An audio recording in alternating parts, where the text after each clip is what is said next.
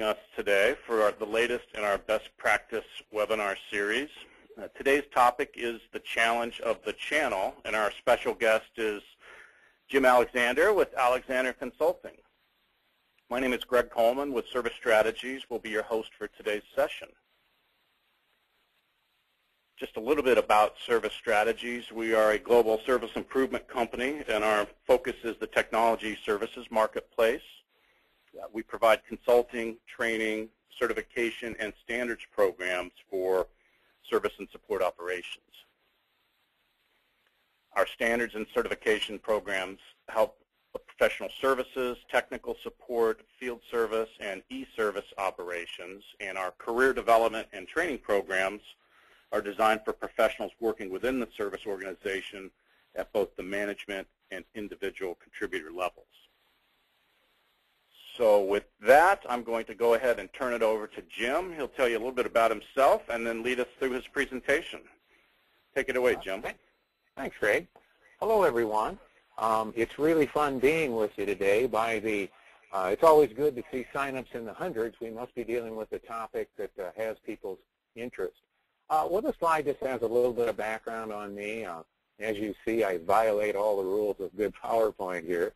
But I think what's relevant to our situation, my organization has been focused specifically on helping product companies, primarily technology companies, build and grow profitable services businesses. And I'm also very pleased to be a service strategies partner. Been working with these guys a long time and get involved in numerous things, but probably one of the main ones is putting on their account management for support. 2-day workshop. Also relevant to today's topic, I've been helping service organizations in the areas of acquisition or finding channel partners now for a number of years, and that's kind of some of the key fodder that you'll hear as we go through today's program. Jim, if I could just interject real quick, I wanted to let everybody know that the session is being recorded, and afterwards we will send a link to the recording as well as a link to a PDF of the slide deck to all of the attendees and registrants. In addition, it is a listen-only webinar, so if you'd like to ask questions, go ahead and use the question panel of your GoToWebinar control panel there, and we'll take those at the end and sort of feed them to Jim. Thank you. Go ahead, Jim. Okay, great. Sure thing. So as I said, we help product companies create and implement service strategies and all of the components therein. So finding the right strategy to support the business, dealing with the uniqueness of services marketing, always an issue of how do we effectively sell services, deliver the operation component, and of course talent productivity is the key driver in any kind of services business. Greg, if you could help me with the slide here. It doesn't seem to be responding to my click.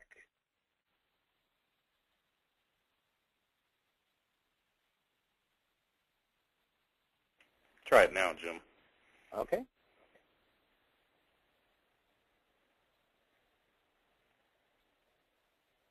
Nothing here.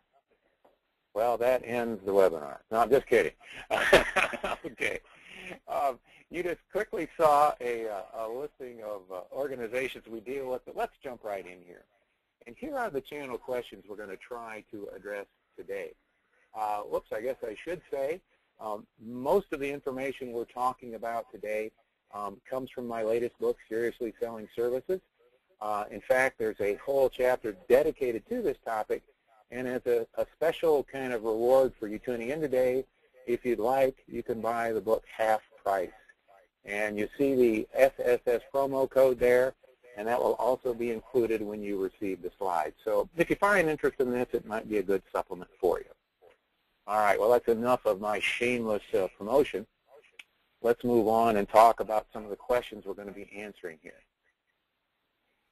So go ahead and click the screen, okay, Joe, and see. There you go. All right. So here's what we're going to be trying to answer. What are the challenges that are unique to services? Because they are quite a bit different than on the product side. We'll talk about, well, when is it a good idea to use channel partners for the delivery of service, and also when should we use them for the sales of service, and what type of decision criteria might we think about as we're trying to answer these questions. Now, many of us are stuck with or can build on legacy channel partners who had been, their primary focus had been in product sales. So how in the world do we deal effectively with these folks? And then what are the appropriate criteria for selecting the service channels partners?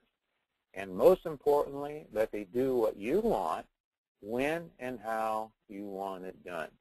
So that's what we're going to try to be covering here in the next 50 minutes. Now, I've been doing research in our industry for about a dozen years, and constantly the thing that comes up is that when I ask folks about what are their main issues, always in the operations side of things, dealing with the channel comes up here. And oftentimes it's, cripe's sakes, how do I handle that two-tier distribution channel conflict? How do I balance disparate goals between our partners and between a services organization? And you know, we've got a number of partners out here who don't want to sell our services. So those are some of the things that I see, and I guess I'd ask you to reflect on how does that look from your organization's standpoint. So there are a number of I got to change the name of this so I can pronounce it, of services channel challenges. Let's talk about some of the most important ones. The first is complexity.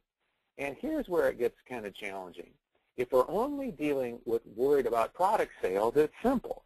We ask our distributors, our systems integrators, our partners, our independent service providers, or our independent organizations, we give them a quota and ask them to sell product.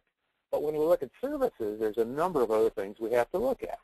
Do we want folks who will just deliver services? Do we only want them to deliver specific types of services?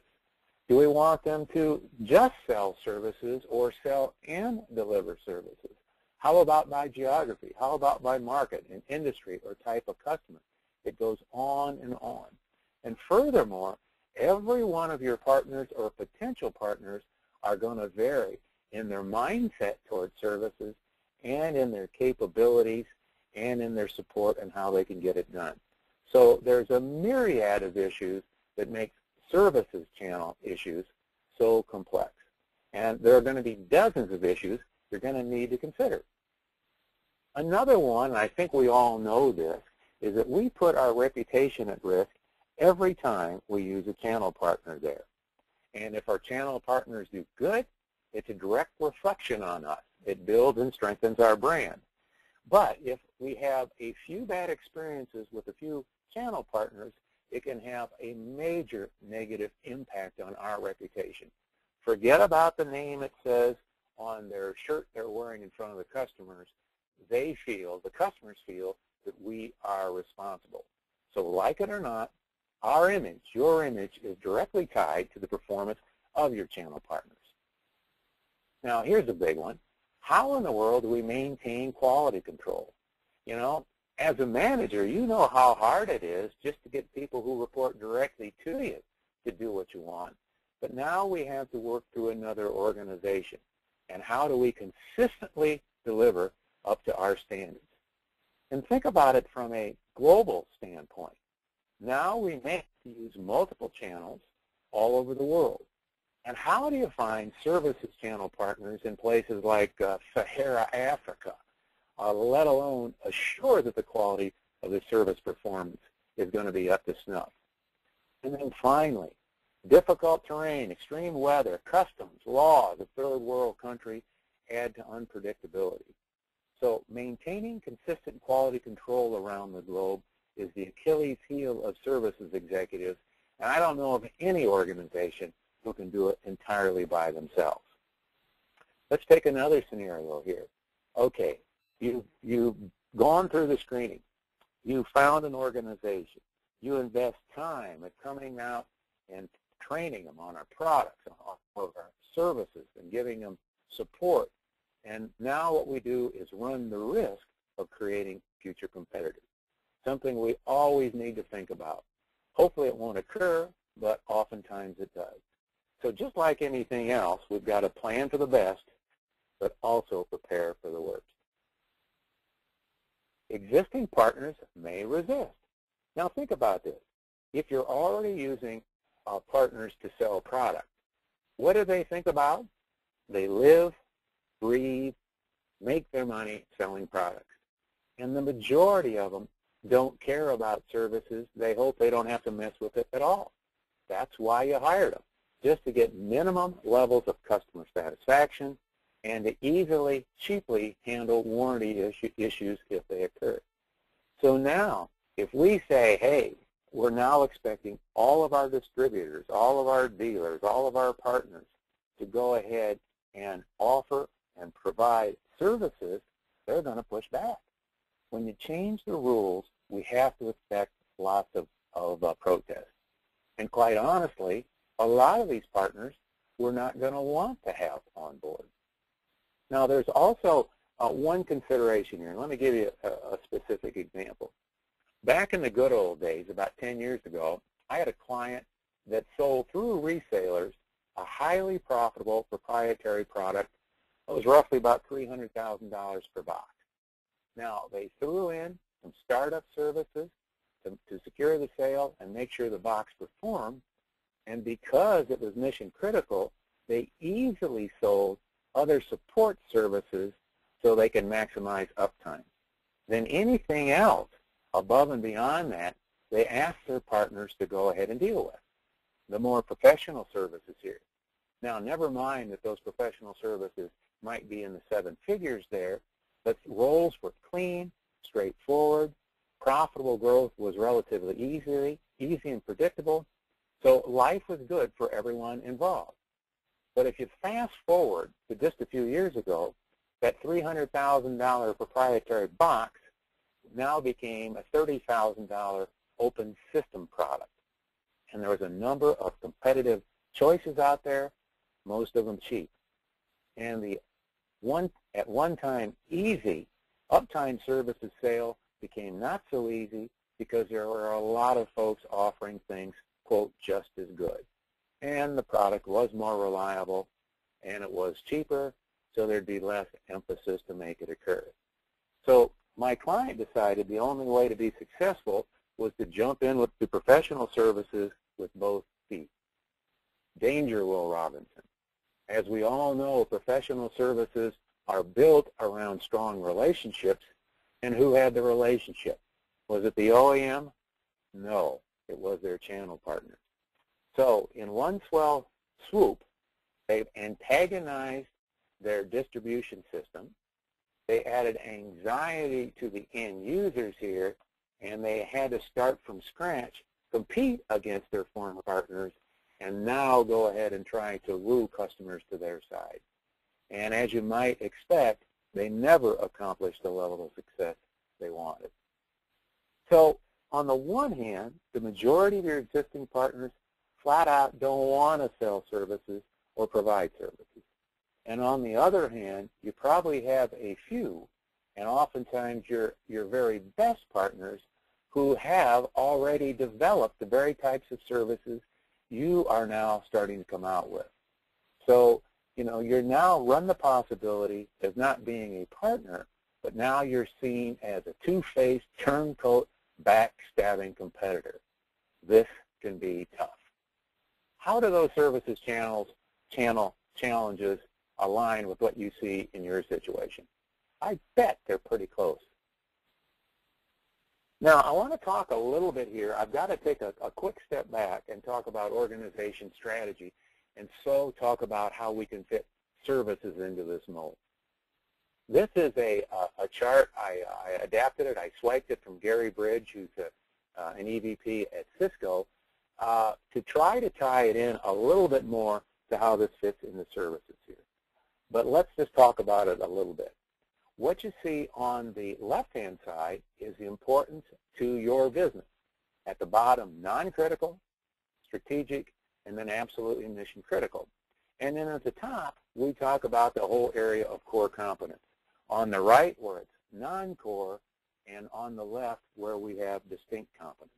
Now, I bet many of us on the call, have been dealing with core competencies forever, because strategists have been talking about, you need to keep to your core, stick to your knitting, and so on. And there is a lot of truth to that. But the challenge is, as your customers' needs and wants and expectations grow and change and expand, as they always do, you're not going to be able to survive too many years if all we focus in on is core competence. Because you know what? My guess is many of your best customers have the same core competence. So if we're going to be successful, we need to look at what is distinct, unique, the highest value-adding capabilities that no one else has. So these are kind of the keys to the kingdom. If we can be unique in the marketplace, then we can build barriers to everybody else. So that's kind of where we're at. Now, this is going to depend on the maturity of our industry, the complexity of our customers, the sophistication, the importance of what we have, the cost of our products and services, the strategy of our competition, and on and on. But here is one way to take a look at where our services fit in, and are they contributing to something that's very distinct and highly valuable, or are they more non-critical, more commodities? So I'm going to build off of this framework as we look at different services capabilities and the services offerings that come from those. So, all right, hopefully you may have a few services that fall into this category up here, and the ones that we want to retain in-house. These are mission critical and areas where we already have unique, distinct, competitive advantage. These are the type of services that we want to keep under lock and key, that we would never farm out, we would never use with partners, because they are so absolutely critical. And usually behind these very unique, very sophisticated offerings, we've got some really, really smart folks. So we need to get out the golden handcuffs and do whatever we can to keep these on board.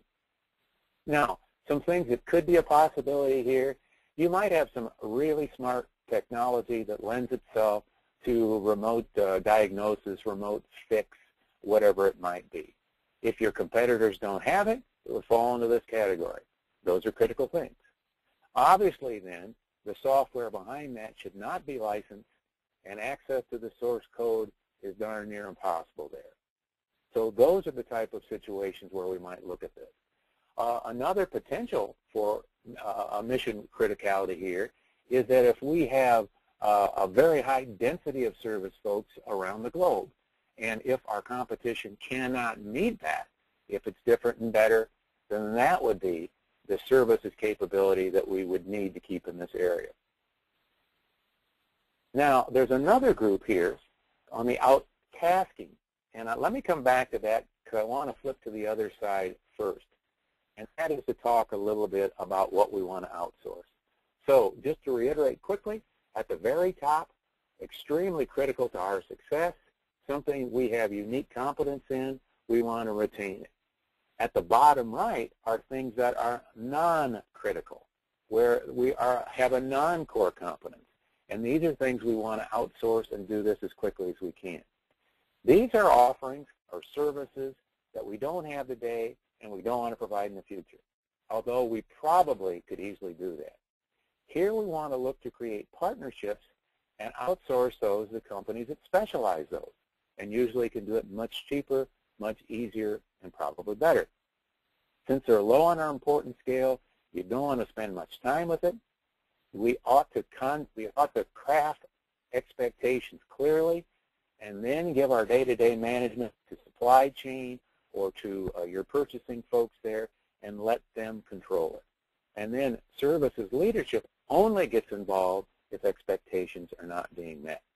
So depending on your situation, this could be everything from travel planning of your consultants and field engineers, might be depot repair if you have a low-price commodity product, could be website development for self-support, whatever it might be.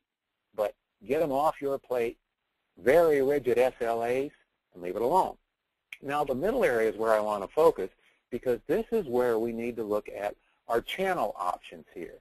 And here we need to look at out-tasking some of those important areas which we could do, which we have a core competence in, but for a number of reasons, it might make sense to look at someone else here. Okay? So you might have the ability in-house, but decide for financial considerations to out-task field service operations in Asia Pacific with the right service channel partner. Or in a similar situation, you may want to have direct field personnel in all the major metro areas of North America, the NFL strategy, but choose to use service channel partners elsewhere. Or there's lots of variations there. You might decide that you want to sell and provide your entire service portfolio to enterprise accounts while using channel partners in the commercial space, and all those various iterations in between them. It could be that maybe you look at, you have the potential to go ahead and run contact centers, but there may be people who you feel could do a just as good or a better job allowing you to focus on those very, very important competencies, the services that will make a difference. So that's something to consider here. And I want to come back to this chart again, the services deployment strategy, in just a few minutes, because I think it's absolutely vital. From an organizational strategy standpoint, hopefully your organization is using something like this or something that gives you similar results. But from services, it allows us to focus, to aim, to target where we can add the most value, where we can create the competitive advantage that makes not only our services, but our solutions and our products more effective. Okay? So what are the steps to selecting and then building and maintaining strong service channel partnerships here? And let me walk through them. There's 10 of these, and I think you got to follow all 10. I'll make one aside here. The thing that I see time and time again when I'm asked to go ahead and do channel consulting is that the channel approach, the channel strategy was never really planned. It just kind of evolved, kind of on circumstances, on one-off, based on specific geographies or offerings, etc. And here is a way we can make our life so much easier if we follow these 10 steps. Number one is to use that service deployment strategy model we just talked about to plot your existing services and solutions today. Now, you know, my focus is services, but we can't leave solutions out of this because services are such a strong driving component to this. So we need to do this. Hopefully you've done voice of the customer research. You've got intelligence reports, internal strategy documents here that can help us find out where do we have, where are we at. And don't be dismayed if today you don't have any offerings way up to the left and at the highest chart. But we need to think about how we can build our services there. So I like to call it a plan for distinction. Based, again, on all the information you have, try to figure out where you need to be in the near future to have those type of offerings that are different and better. And think it through and use your best thinking and see what your competitor is doing and try to go ahead and build a short-term and a medium-term plan there to develop those specific capabilities, whatever they might be. In some organizations, if your competitors don't have it, for example, it could be as simple as building a strong services account management team, something that can give you a competitive edge. Because, again, we're dealing with relationships, and the people on the ground, the post-sales, have the biggest impact there. It could be trying to really advance your remote technology. For some, it might be trying to aggressively build multi-vendor opportunities. Whatever it is, but knowledge of your organization, your strategy, your competitors, your customers ought to be able to help you come up with where you need to go. Then jump to that other extreme. Look at all those non-critical, less important, non-core services and outsource them ASAP. You don't have time to fool with that. Help create the guidelines, come up with the SLA, and then pass it off to purchasing or somebody else inside your organization and let them run it. You see the monthly reports on the key metrics and leave it alone unless there's a blurb. Number 4, now start doing that difficult analysis of thinking through those issues of outtasking. And use the best thinking of all your people inside to try to come up with this thing. And every situation is going to be different, because maybe you have some contracts with a big company where you are required to provide PS capabilities for the entire country of Germany. But you may need to expand your internal capabilities to cover those needs, and you might have to hire people and add necessary infrastructure. But at the same time, with the same type of services, with the same type of customers, you may feel it's much, much better to provide PS or uptime services across all of Latin America. So we've got to look at it issue by issue, geography by geography, industry, product line, services, go through each one. Difficult task, but boy, you need to do it out. And map this sucker across the globe to see what needs to be done. Number 5, absolutely mandatory, critical if we're going to have rigorous control of who our partners are. And that is developing a criteria screen for potential services channel partners. And also this criteria screen is a great indicator to look at your existing services channel partners to see how they measure up to today's needs. Well, let me just share with you. This is one that was developed years ago for working with one of my clients. And in their situation, they were dealing with what they wanted to do was their NFL strategy. They wanted to have their people handling all accounts in the, 17 major North American cities. However, they wanted to go ahead and find someone to out-task the service responsibilities in every other geography. So let me quickly give you an example. Realize that every situation will be a little bit different. But in this case, they were looking for, is it the appropriate business fit? Do these folks already understand this technology, dealt with these services? If so, they were a 4 or a 5. If they were on the lower end, meaning they'd need a lot of ramp-up time, training, etc., they'd be a 1. Partnership attitude, I'll jump to number 3 there. This organization had been burned in the past, and actually one of their partners became a strong competitor. So a number 5 for them is an organization that really demonstrated, believed in win-win capabilities, and a 1 would be just the opposite. I'm not going to go into specific details here. There's other examples in the book, but I think you get the picture. Think about the criteria, the specific issues that are most important to you in dealing with this particular issue, geography, industry, etc., and then use this as a way to score. It gets us away from qualitative judgments. It places the weight where it should be. And if you have low scores on any of these, then you need to consider eliminating a particular partner. So as we move along and talk about those other steps to selecting, building, and maintaining strong services channel partners, number 6 is pretty straightforward. Do some initial research to find possible prospects. And here just talk to some people you know. Get some initial information, and probably most importantly, start disqualifying poor fits. Just because a lot of other people use an organization doesn't mean they're appropriate to you. Okay, once we've done that, I like to call it romancing your prospects.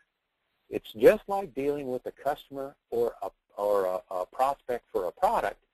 When it looks like a good potential fit, learn their issues, learn their needs, what's important to them. Take the time to think through what you bring to your table. Is it new and profitable revenue? Super. Is it a chance to work with an industry heavyweight? Well, assuming you're a heavyweight, great. Then it might be a possibility. But here is where don't let the attitude come into play, particularly if you are the 600-pound gorilla, that you would be doing people a favor to work with you. They may smile and bow their head, but they'll never forget that if they feel you've been talked down to. So take the time to treat them as you would any other customer, someone who might be buying what you have to sell. Now, here's something else I think is really important, and get face-to-face fast. Yeah, we need to do initial screening over the phone. We know you're busy. We know it's a lot cheaper to do things on the phone and back and forth with email. But if you were calling on key prospective accounts, you'd want to get in front of them quickly. The same thing here. It's too important not to meet face-to-face. And that's where you start to answer the questions. Number one, you're building a relationship, but you can start to talk about how you're going to make money together. Let's identify the risk and how we're going to share those. What type of investments are going to be needed and who's going to make them? Who's going to own the customer relationship? How are we going to measure success? And on and on. So look at those issues, but do that face-to-face. It's going to greatly improve the probability of finding a good fit, and although it takes a little more time to schedule and coordinate, it will accelerate the elimination of bad channel partner prospects, and it will accelerate getting the right people on board. And then, of course, we need to develop a draft plan. You need to do this. Take all the information you learned, craft it out on what you think is important. Hopefully before you laid out your criteria with your prospective channel partners, got their reaction to it, and now you can come back and address each of those issues, expectations, timeline, investment, responsibilities, all of that stuff in as much detail so that it's crystal clear. Just as we're crafting, you know, an SLA, a letter of agreement, a proposal, an SOW there, it needs to be specific enough so we'll know when it's accomplished and when it isn't. And at the same time, and here's an area where a lot of organizations fail to take things into place, start to create an integrated marketing plan. And there's several aspects of this. One is you're going to need to talk about internally why you're doing this thing. You know, what are we doing, why are we doing it, and how does our organization benefit? Your new partner should be doing the same thing. We should also craft it to our existing customers so they're not taken by surprise, and then also to the industry. But take some time, spend some money. If you've got services marketing folks, pull them into this thing, and you want to, at the same time, when you have your negotiated plan, be able to pull the trigger on this quickly. Okay. I want to spend a little time with you sharing some of the best practices. And I've got 10 of these, and I believe that if you follow these, life will be so much better for you. Number one, assign a senior person to manage all aspects of channel partner management. I've worked with some really big companies that have global footprints, and nobody's in charge of channel partners, not even regionally there. They just sort of kind of evolved. Someone needs to have overall ownership, not only accountability and responsibility. Make that one of the first things you do if that is not in place. And again, for most of us, this is a strategic decision. So we want a senior person, someone who's got respect both inside and outside the organization. Number two, develop and consistently use the services partner channel selection process. And you may want to circulate drafts of that early on inside of the organization. I'd strongly recommend that you get all of the key people together and let them see it, and so there's agreement. You will be very surprised, I think, to find out initially maybe some significant challenges to what you came up with to how the key people in your organization see reality. As a part of that, involve your senior execs throughout the process. Let them know what you're doing. Demonstrate on how you're trying to go up and to the left in this case to deliver distinct value that's going to help your organization succeed. Let them, at least give them the opportunity to give feedback on your channel selection process and your overall goals. A great way to keep them involved, because as we all know, those who are involved will tend to support what we come up later on. We want no surprises. Number four, use an outside services industry expert to help craft and lead your confidential search. I mean, initially, I think you'd all agree, you don't want the competition knowing what you're exploring there. So find someone who understands the industry. They can help you craft a plan. They can help you share lessons learned. They can show you where the potholes along the path to success lie. And plus, they can use their contacts to do some feeling out of people who might fit the bill before we have to put in confidentiality agreements or whatever else. So I strongly suggest this. I think it will greatly smooth and speed your selection process. Give choices to your existing channel partners. Depending on how you exist today, there's a good chance you already have product channel partners there. Now, no one, and I think we all fall into this category, like to be mandated, dictated, told on what we're going to do, particularly if it's not the rules that we signed up for. So think it through and try to go ahead and give as many options as you can.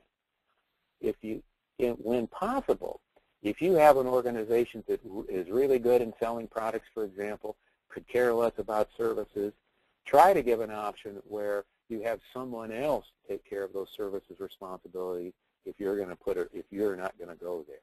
Or maybe you can negotiate by specific areas or type of services who does what, when, where, and how. And maybe if they already have extremely strong relationships where they have very, very good advanced services in place, the ones you're talking about developing, maybe you exempt them from the overall rule. But let's try not to alienate the people who we still may need in the future to make it successful. Number 6, require partners to demonstrate their confidence before turning them loose. Remember, our brand, our image, our credibility relies on our partners there, and forget about what their past reputation is. If they need to learn our system, our services, our products ahead of time, make sure that they can show you that they're competent before we flip the switch. It makes sense, but I think it's so easy as we're trying to ramp things up to assume they know what they're doing, and maybe they don't. Differentiate by levels, just like we differentiate different service contracts, our bronze, silver, gold, we need to consider this by the levels, by the capabilities, by the responsibilities of our different channel partners. Okay, you may have some where you're asking them to make big, big investments in hiring new talent. Maybe they have to build a completely new infrastructure to support your joint channel goals. Whatever it might be, they may deserve to be seen as a gold or a platinum status, where they get special perks, maybe better pricing, maybe quicker access to your internal expertise, whatever it might be. And then you may have other folks, maybe in smaller areas, maybe smaller shops, maybe not, where the demands aren't that great. They're basically providing feet on the street for some commodity level services. Well, they in turn may be just a bronze. Or you may have some unique situations. Remember earlier I talked about getting somebody to cover Sahara Africa and what a challenge that can be? I bet some of us on this call have faced that before. Maybe if we find someone who's willing to take over the entire continent or part of the continent up to our levels of effectiveness there, then maybe they need to be considered at a master level and get even more perks or long-term compensation or whatever else it is. So be flexible here. Realize we're going to have to treat people differently. Is it a challenge? Absolutely. Is there potential for conflict? But it is necessary and it should be a requirement. Now, I think it's very important that you require an annual certification audit.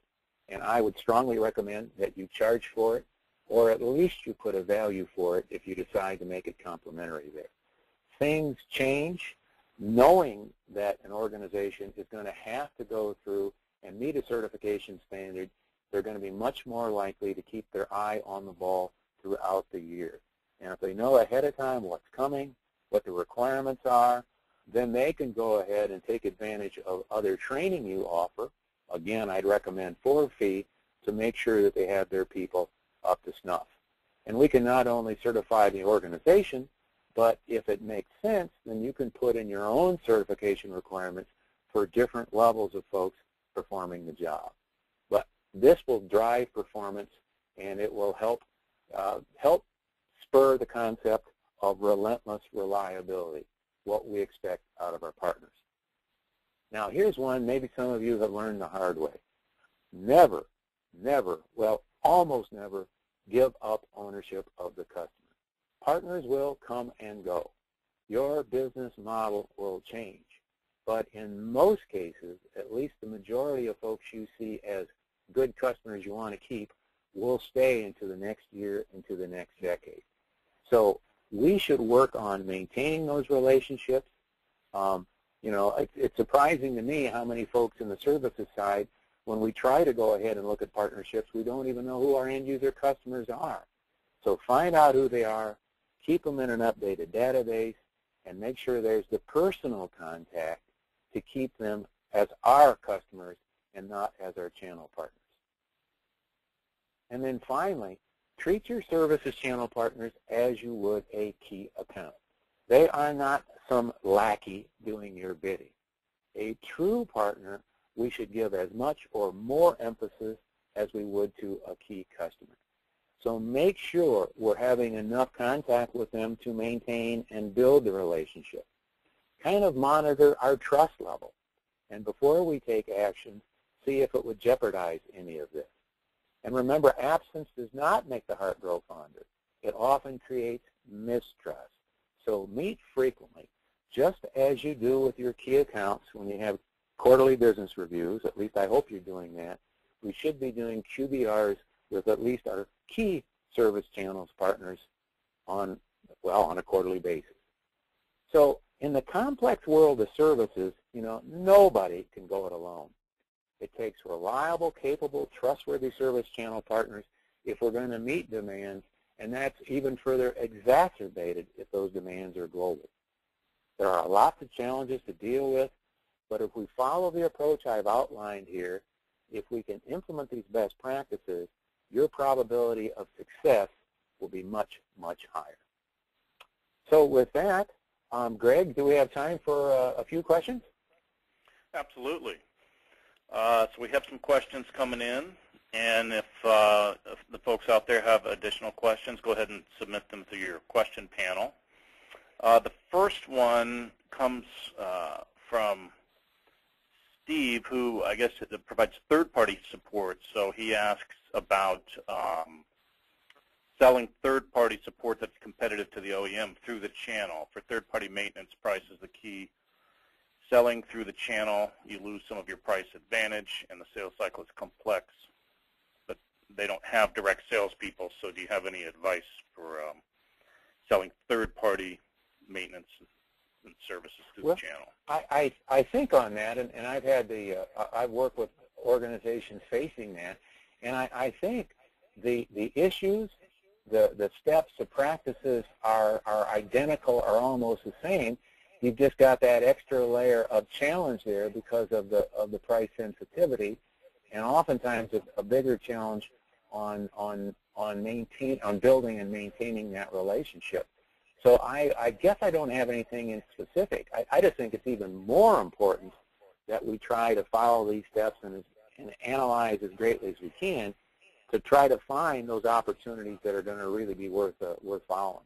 I hope that doesn't sound like a cop-out, but I truly think that's probably the best way to go. Excellent. Okay, the next question is just about metrics and whether or not you have any key metrics for monthly reports when outsourcing. Well, I think a lot's going to depend on what we're outsourcing. Is it just from the delivery standpoint, or are we asking folks to do some selling of services as well? And of course, it's going to vary whether we're talking about implementation services or uptime services or PS. I think the one standard across the board, there needs to be some sort of a minimum customer satisfaction level that we agree to there, and then some sorts of measures of productivity. And that's going to vary too, depending on where the cost, where the expense side of this is. Have we turned it all over to the other party and now they are totally responsible? Well, if that's the case, we're going to be looking more at the outcomes from a customer perspective. If there are some shared costs in there, then we're going to have to get down more into the nitty-gritty and determine where we're at within specific parameters on the operation side. So I think the commonality there, of course, is going to be the customer one. Okay. Let's see. The next question asks... And Greg, feel free to jump in, too. Okay, yeah. The next question is, can you give some examples of out-task and outsource services, and what types of services might you plot in those areas? Okay, sure. Well, broadly defined, if we're talking very generically, the people that run your cafeteria at headquarters, my goodness, that's something that definitely needs to be outsourced there. And again, the driver of outsourcing is very, very specific service level agreement on what the outcomes need to be. And out-tasking is going to be something that is seen as more important to the organization, something you probably already have the capabilities in place to do, but are where it is either economically not feasible or where you just really don't have the manpower nor the infrastructure to support it, say on a regional level or whatever else. So simply the retain, in-house, family jewels, never let go. The other extreme, non-critical, less important, but things that need to get done kind of stuff. Travel agency reservations would fall into that category there. Then we outsource to a partner, and everything else in between is up for grabs. And it's going to vary by situation whether we do it or it makes better sense to use somebody else. If we're confident in their quality control, their capabilities make sense, they have enough density, feet on the street, or whatever it might be to deliver it, then we probably ought to lean toward out-tasking if the economics make sense.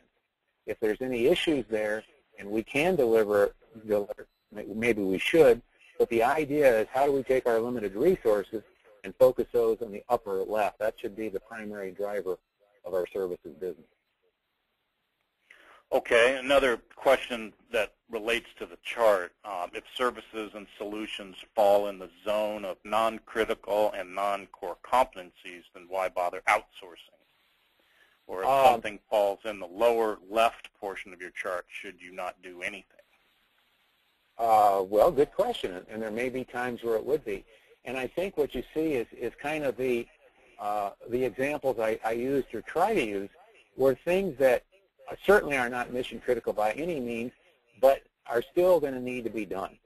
If you want people to eat in your cafeteria so they're not spending an hour driving around San Diego trying to find a place to eat and get back, then it's something that you think, well, it probably makes sense to do if we don't have to spend a lot of time or a loss of focus in doing it.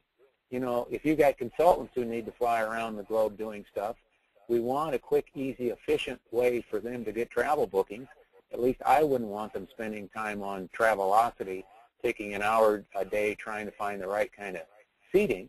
Then that's something that probably adds some value there, but by no means does it take specialized skill to do it. Hopefully that gives a little more feel there. Okay. Well, it also begs one other issue, which is a little bit beyond our scope today here. But there are times when, quote, services we've offered for years are really commodities where it does make no sense to offer them anymore. That's kind of a different spin on this, but absolutely. Then those probably should be phased out. You know, just like the very best organizations should be looking at trying to turn over or fire about 5% of their customers because they no longer fit, they're no longer profitable, they no longer help drive the organization forward. That same thinking goes through probably with our channel partners and also with the different offerings that we provide. Usually great. Okay. So the next question is about how do you sort of propose giving up the services relationship but not giving up ownership of the customer? Greg, say that again, please. How do you propose when using the channel partners, giving up the services relationship if the partner's basically filling that role, but not giving up your relationship with the end user, the customer? Oh, okay. I think it needs to be negotiated or renegotiated right up front with the services channel partner, saying, you know, this organization and how we view the world, anybody who uses our products and our services are our customers. So we need to be crystal clear that we will be maintaining contact with these folks on whatever we think is a realistic time. We may require that we go in together, say quarterly if it's a big account, and have these type of reviews, but we're crystal clear in expectations that it is our customer, maybe jointly, that is your customer, maybe jointly our customer with the partner, but you are not giving that up, and that is a requirement to do business. Okay, great. Another question about demonstrating competence. So, which you recommended that you have the partners demonstrate their confidence or competence. So how do you recommend this be determined?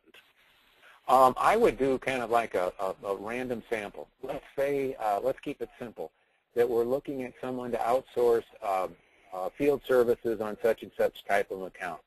Maybe they've got 20 field service technicians that have hopefully, supposedly been trained. Hopefully there's been sort of assessment where they've been able to demonstrate it, that in your classroom by qualified people, they're able to do what we want. So that would be the kind of the minimum thing I would look at.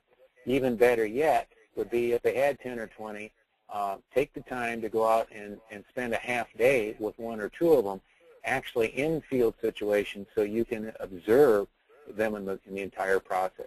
Because if you find something they're not doing right, those one or two you selected, it's probably endemic with the rest of the organization, and you have time to, quote, fix it early before those problems start to arise.